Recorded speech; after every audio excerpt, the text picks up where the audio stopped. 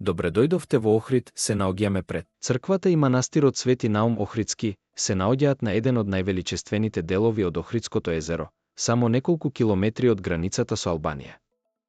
Манастирот е изграден во 10 век од самиот Свети Наум, еден од најблиските ученици и соработници на светите Климент и Методий, и представува едно од најзначајните духовни средишта на Македонија.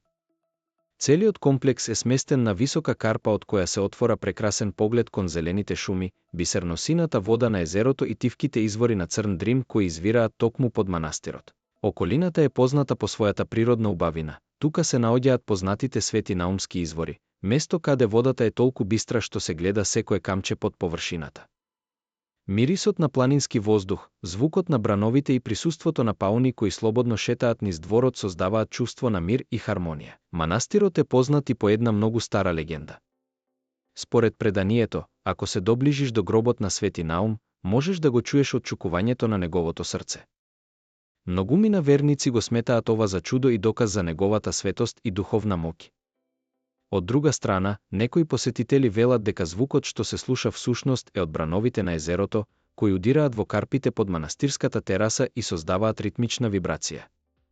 Без разлика на толкувањето, посетата на гробот секогаш остава длабок впечаток. Во научните кругови постои мислење дека познатиот средновековен писател Црноризец Храбар, авторот на делото за буквите, можеби бил токму Свети Наум.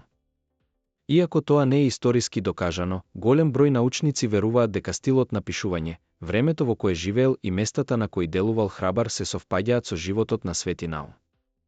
Ако ова е вистина, тогаш Свети Наум не бил само духовник и мисионер, туку и еден од најзначајните словенски писатели и бранители на словенската писменост. Манастирот Свети Наум затоа не е само свето место, тој е символ на историјата, културата и духовноста на Македонија. Посетителите често велат дека кога ќе се најдат таму, чувствуваат како времето застанува и се буди нешто длабоко и тивко во нив.